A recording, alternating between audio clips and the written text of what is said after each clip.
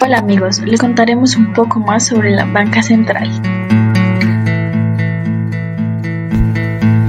El 16 de julio de 1880, el presidente Rafael Núñez introdujo la Ley 39, donde estableció el Banco Nacional con la idea de que hiciera principalmente préstamos al gobierno. Este fue creado inicialmente como banco mixto, pero con el pasar de los años se volvió insostenible la emisión de papel moneda, llevando así a que el Banco Nacional cerrara en 1894. Finalizando la Guerra de los 1000 días, se creó la Ley 33 de 1903, que reformó el sistema monetario y se creó el Banco Central en 1905, con funciones de emisión, giro y depósito.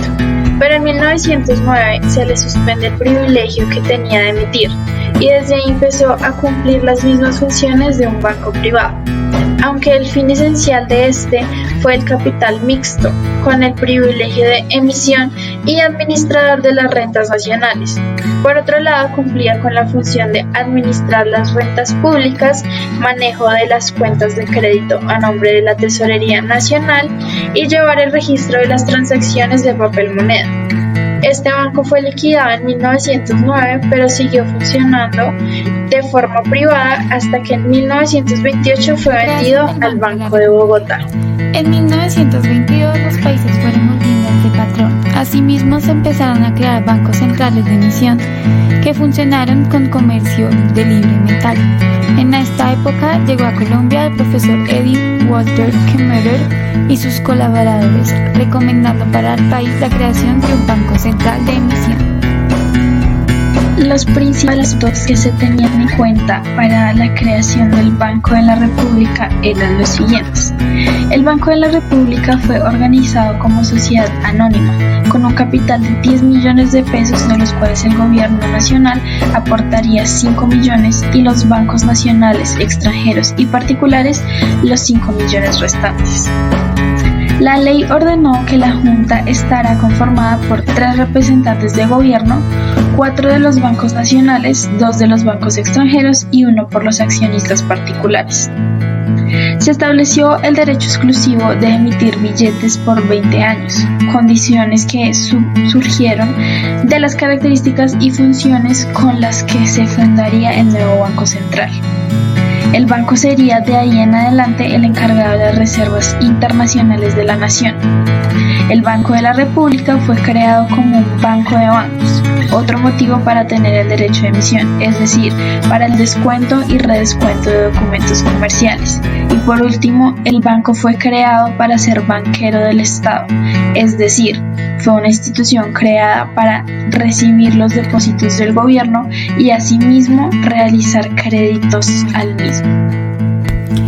El 24 de septiembre de 1931 fue suspendida la vigencia del patrón oro en el país y se dispuso la eliminación de la convertibilidad del billete de banco a metal.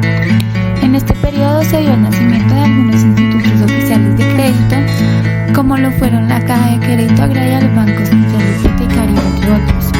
Ya en 1951 se creó el decreto 756, en el cual se le otorgó a la Junta Directiva del Banco de la República algunos cambios. Y esta Junta quedó integrada por el ministro de Hacienda y Crédito Público, 2 directores nombrados por el gobierno, 3 directores escogidos por los bancos nacionales y extranjeros, 1 designado por el Estado de listas selladas por los ganaderos y agricultores, como también el de los comerciantes e industriales.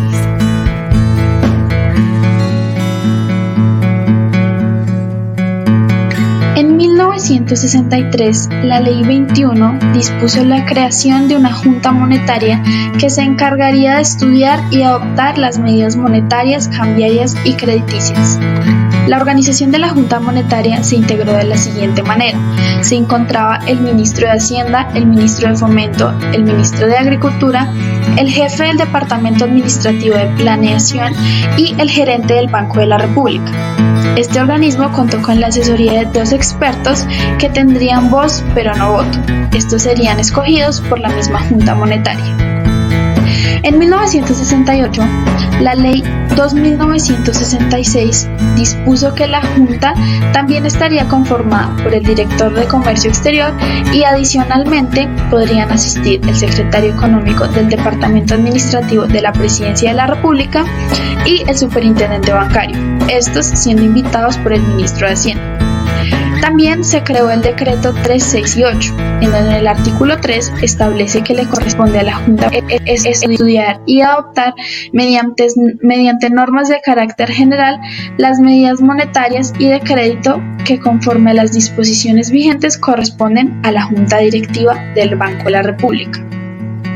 En el artículo 6 se le adjudicó a la Junta Monetaria diferentes funciones, entre las que se encuentran establecer, de acuerdo con las condiciones monetarias y crediticias, límites al volumen total de préstamos o inversiones de los bancos, señalar la tasa de crecimiento del total de activos al que se refiere al literal anterior, establecer las tasas máximas de interés o descuento que los bancos de crédito pueden cobrar a sus clientes.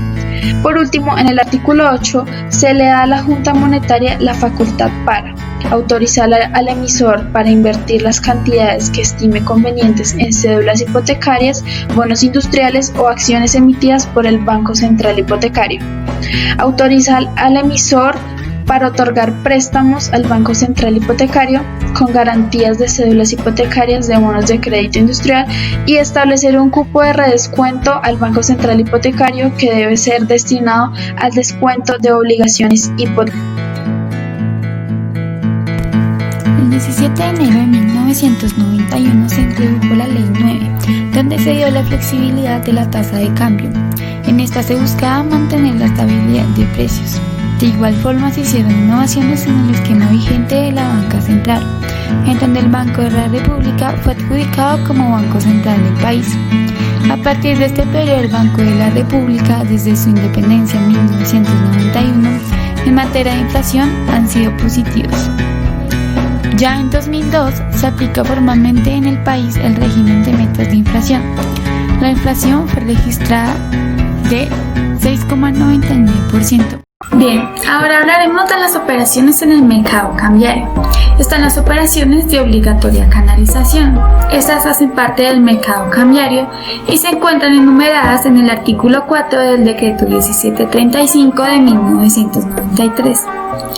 Y son las operaciones de endeudamiento celebradas por residentes en el país, así como los costos financieros de las mismas.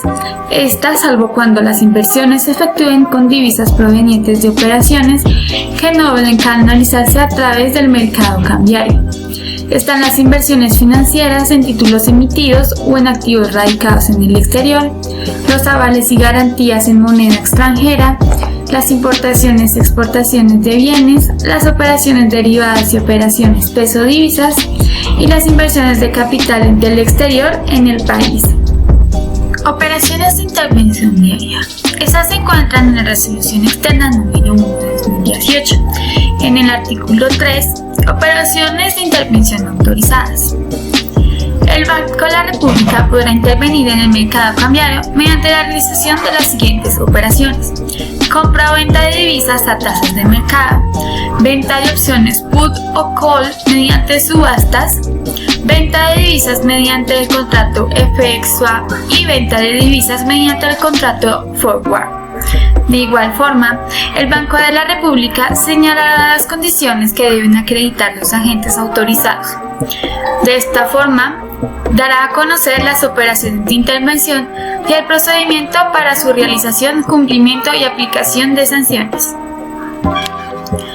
Subasta de opciones, en donde el Banco de la República puede intervenir en el mercado cambiario a través de subasta de opciones americanas.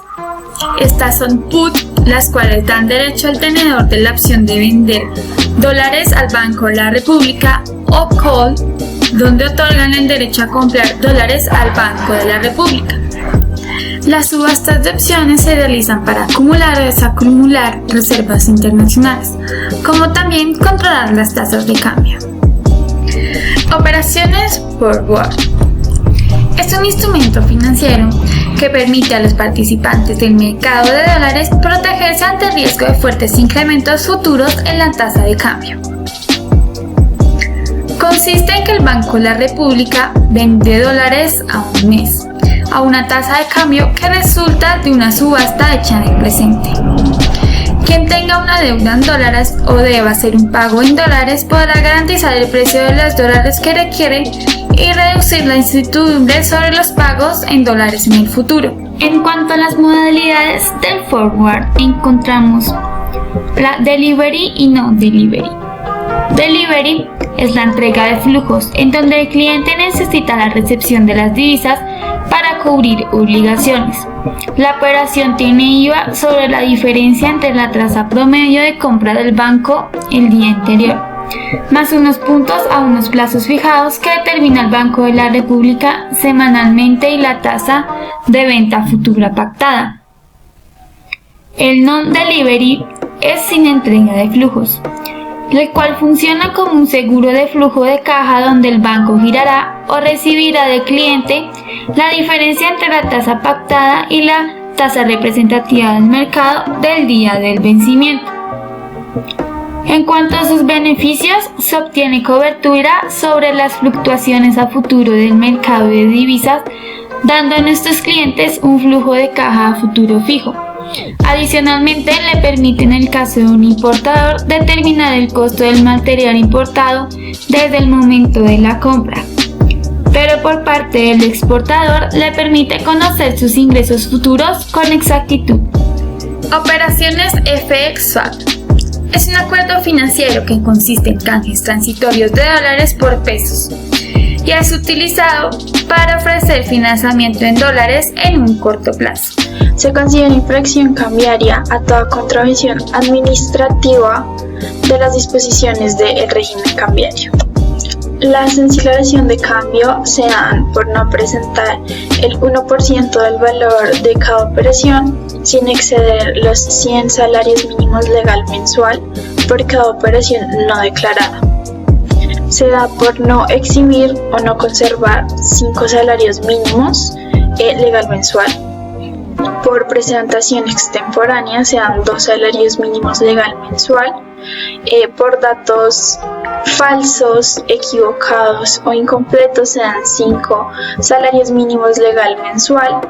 Dice que no habrá una infracción cambiaria cuando se trata de errores cuya aclaración o actualización de la declaración de cambio sea permitida por el régimen.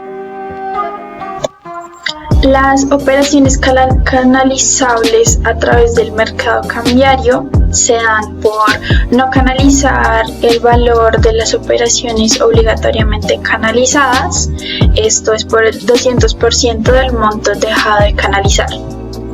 También por canalizar valor inferior al consignado en los documentos de aduana, de igual manera se genera el 200% de la diferencia.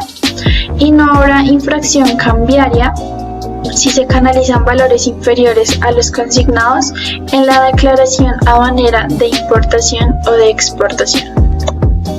Las operaciones indebidamente canalizadas a través del mercado cambiario. Estas sanciones se dan por canalizar como importaciones, exportaciones o como financiación de estas o aquellas montos que no se debieren de estas operaciones obligatoriamente canalizables. De esta sanción se da el 200% del valor canalizado.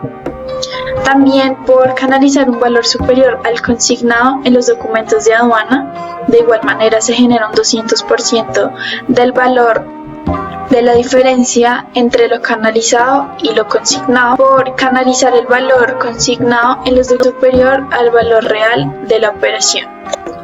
El depósito ante el Banco de la República, esta se da por la no constitución. Este es el 100% del valor del depósito dejado de constituir sin exceder los 200 salarios mínimos legal mensual.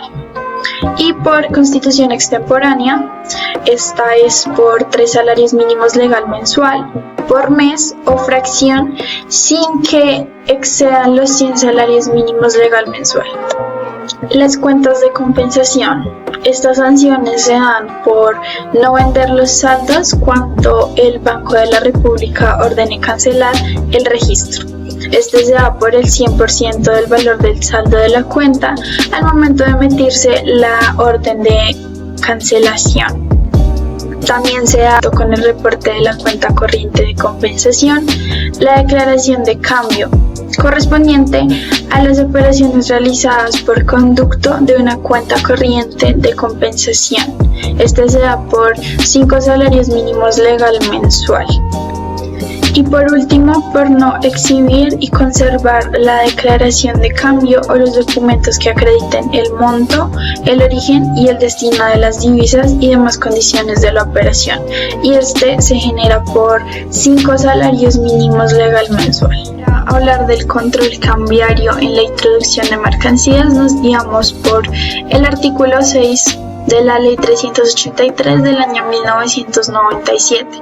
En esta se presume que existe una violación al régimen cambiario cuando se introduzcan bienes al territorio nacional sin declarar su valor aduanero, existiendo la obligación de hacerlo, o cuando su valor declarado sea inferior en más de un 25% al valor en aduana de la respectiva mercancía.